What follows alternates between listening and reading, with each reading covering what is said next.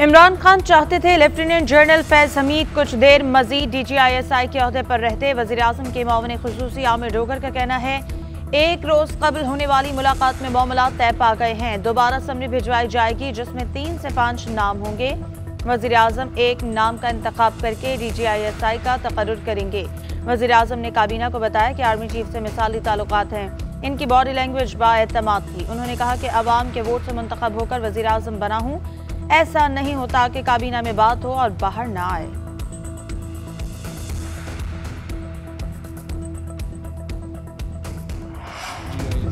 DGISI की तैनाती का इख्तियार वज़ीर आज़म के पास है। नए DGISI की तैनाती के लिए आईनी तरीका अपनाया जाएगा। तमाम कानूनी तकाजे पूरे किए जाएंगे। फवाद चौधरी कहते हैं वज़ीर आज़म और आर्मी चीफ की तवील मुलाकात हुई जिसमें मुख्तलिफ उमूर पर तफसीली तबादला ख्याल किया गया। वज़ीर आज़म ऑफिस कभी ऐसा कोई काम नहीं करेगा जिससे फौज की इज्जत पर हर्फ आए। वज़ीर आज़म ने DGISI की तैनाती के मामले पर काबीना को एतमाद में लिया। सोशल मीडिया की क़यास रायों पर वज़ीर इत्तलात का दिलचस्प तस्करा। बोले हजारों ख्वाहिशें ऐसी कि हर ख्वाहिश पर दम निकले।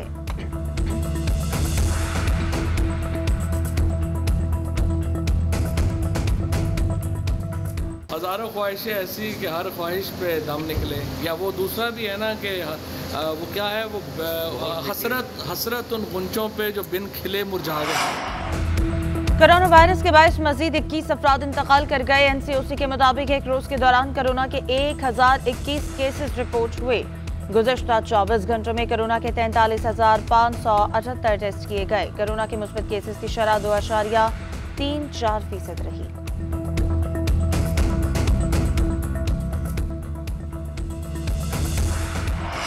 मरियम नवाज की मुश्किलात में इजाफा। नैब ने मरियम नवाज और कैप्टन सफदर की जमानत मनसूखी के लिए इस्लामाबाद हाई कोर्ट से रुजू कर लिया।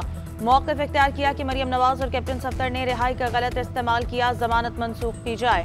इस्लामाबाद हाई कोर्ट का 2 रुकनी बेंच एवनफील्ड रेफरेंस अपीलों पर समाअत आज करेगा। उधर तोशाखाना रेफरेंस में मरियम नवाज की जायदाद जब्त करने के एतराज़ात पर भी समाअत होगी।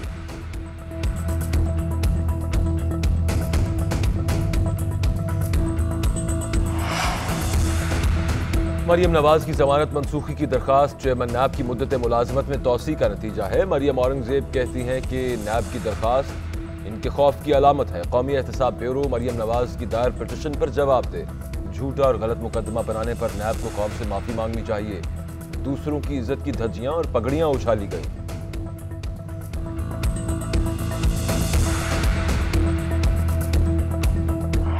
इलेक्शन से 6 महीने पहले जब मुझे एक बहुत ही गलत फैसले से मुझे नाअहल कर दिया गया, हम कामयाब हुए, इलेक्शन हुई, कुछ सीटें कम हुई थी तो जहाज चला। एक बाकायदा साजिश के तहत मुझे खान साहब से अलग करने की कोशिश की गई और मुझे अलग कर दिया। और उन्होंने 1.5 साल ही मेहनत की। 1.5 साल जिस तरह से मेरे पीछे गए ये लोग, पाकिस्तान की तारीख में नहीं कि कोई हुकूमत किसी एक आदमी के पीछे से गई।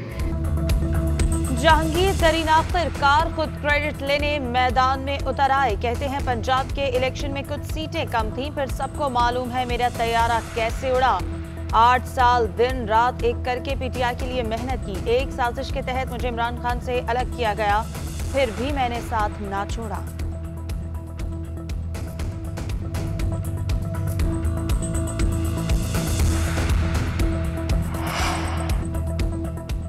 इलेक्शन कमीशन को आग लगाने की बात कैसे कर दी? आजम सवाती को इलेक्शन कमीशन का बुलावा। 21 अक्टूबर को इलेक्शन कमीशन में जाती हैसियत में तलब करने का फैसला। तौहीन अदालत ऑर्डिनेंस के तहत जवाब मांगा जाएगा। इलेक्शन एक्ट के तहत भी सवाल होंगे।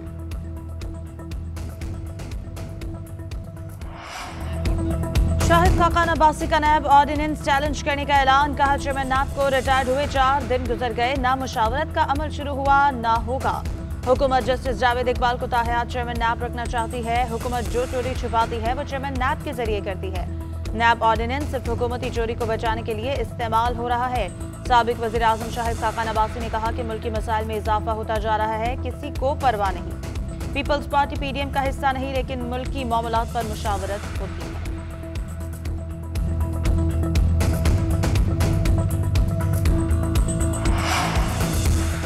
वज़ारत आला से पीछे हटूंगा ना छोड़ूंगा पार्टी की सदारत। जाम कमाल ने भी फैसला सुना दिया। पार्टी सदारत छोड़ने के फैसले पर यू टर्न। कहा कि पार्टी इलेक्शन तक मैं ही सदर रहूंगा। ट्वीट जरूर की मगर बाज़ाब्ता इस्तीफा नहीं दिया। उधर वज़ीर आला को हटाने का मिशन हतमी मरहले में दाखिल।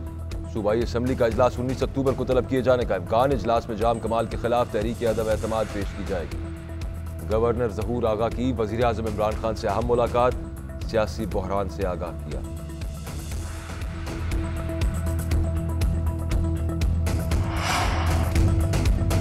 अवाम सर्दियों में बदतरीन गैस बहरान के लिए तैयार रहें। गैस का शॉर्टफॉल खतरनाक हद तक पहुंचने का खदशा है। हुकूमत ने पहले ही हाथ खड़े कर दिए।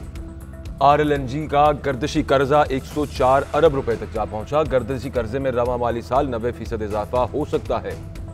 सेक्रेटरी पेट्रोलियम डिवीजन की सेनेट कायमा कमेटी बराए पेट्रोलियम में ब्रीफिंग।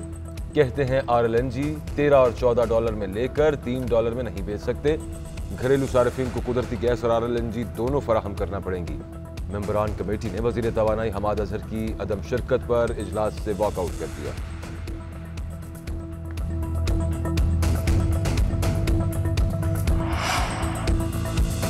नए गैस बहरान पर अपोजिशन की तरफ से आवाजें उठने लगी। शरी रहमान कहती हैं फौरी इंक्वायरी कराई जाए। अगले माह से एक बार फिर गैस बहरान आने वाला है।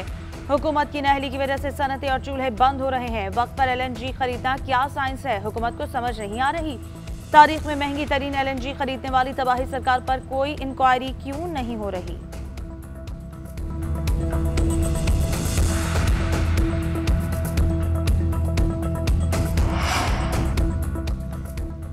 Army chief general Qamar Javed Bajwa का गुजरांवाला का दौरा। चीनी साख्ता टैंक VT4 की स्ट्राइक फॉर्मेशन का मुआयना किया। ISPR के मुताबिक आर्मी चीफ ने VT4 टैंक की हर्बी सलाहियतों का अमली मुजाहिरा भी देखा। आर्मी चीफ ने कहा कि जारहियत के भरपूर जवाब के लिए अपग्रेडेशन जारी है। फौज में इन टैंकों की शमूलियत से फॉर्मेशंस की इस्तादाद बढ़ेगी।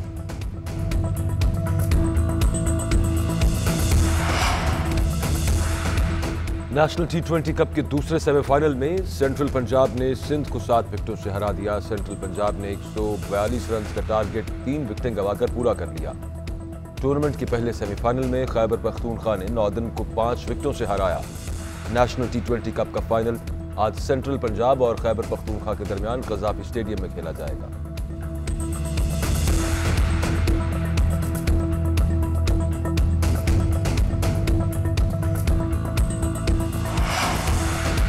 T20 वर्ल्ड कप का हाई वोल्टेज टाकरा। भारतीय मीडिया ने कौमी कप्तान बाबर आजम और विकेट कीपर बल्लेबाज मोहम्मद रिजवान को भारत के लिए खतरा करार दे दिया। भारतीय मीडिया के मुताबिक दोनों की परफॉर्मेंस शानदार है। जोड़ी हिंदुस्तानी बॉलर्स को परेशान कर सकती है।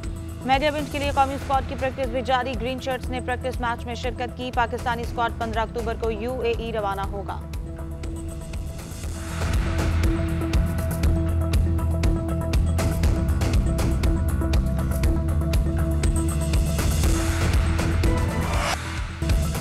शहनशाह कव्वाली और मौसीकी के बेताज बादशाह उस्ताद नुसरत फतेह अली खान की आज 73वीं सालगिरह मनाई जा रही है। अपनी मुनफरिद गायकी की बदौलत पूरी दुनिया में नाम पैदा किया। सुरों का जादू जगाने वाले नुसरत फतेह अली खान की कव्वाली के 125 से ज्यादा ऑडियो एल्बम जारी हुए। हॉलीवुड के साथ बॉलीवुड ने भी नुसरत फतेह अली खान को हाथों हाथ लिया।